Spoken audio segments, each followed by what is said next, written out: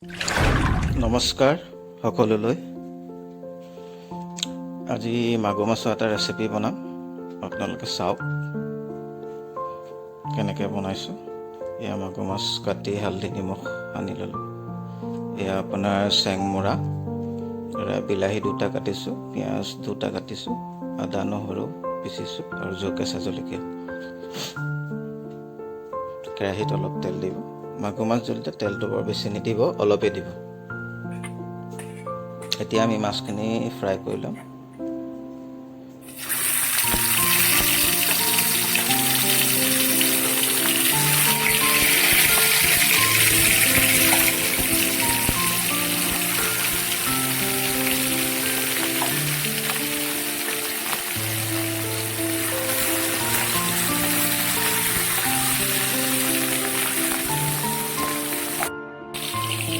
মাছখিনি ফ্ৰাই হৈ গ'ল।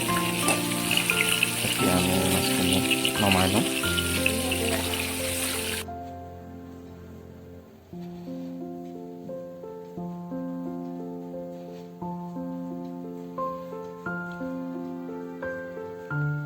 মাছখিনি নমাই লোৱাৰ পিছত সেইখিনি তেলতে আপোনালোকে পিঁয়াজ দিব।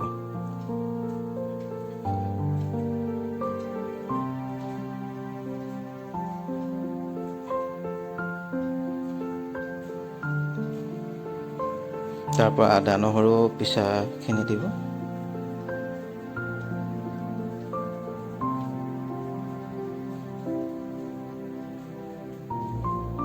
কেঁচা জলকীয়া 2টা দিব।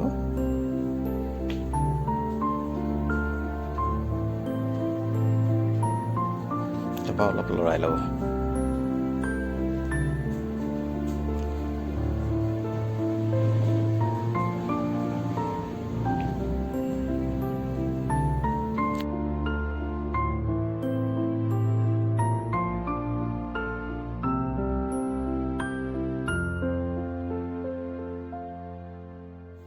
তাৰপৰা বিলাহী দিব।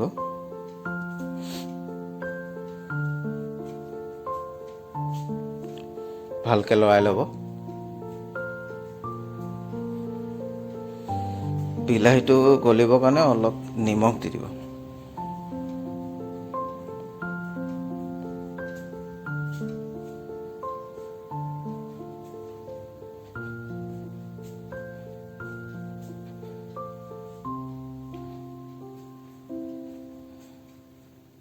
তাৰপৰা অলপ জিৰা গুড়ি দিব।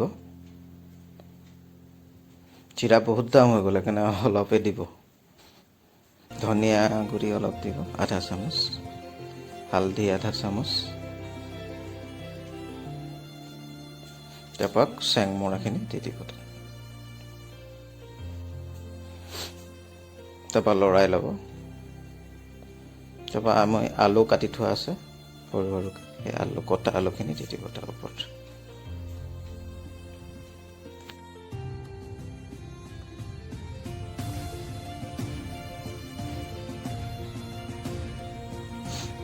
ভালকৈ লৰাই তেতিয়া ঢাকোন দি, ঢাকোনতে দেখিছে 5 মিনিট ঢাকোন দিব।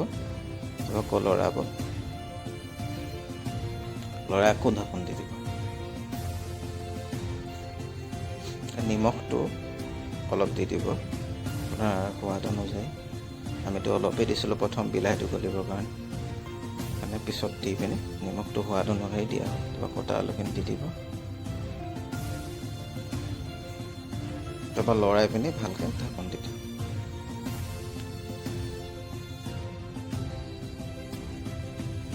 ঢাকোন থোৱাৰ পিছত আপোনালোকে কফি কাপ 1 কাপ পানী দি দিব।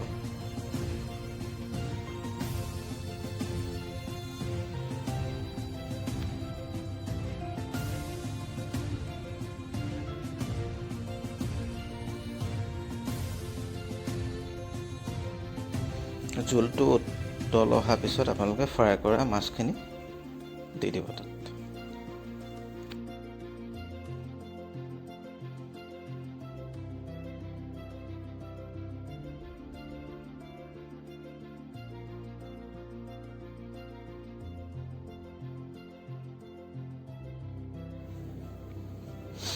10 মিনিটমান ঢাকোন দি ৰাখিব। তাৰপিছত আমাৰ হৈ গ'ল মাগুৰ মাছৰ জোল।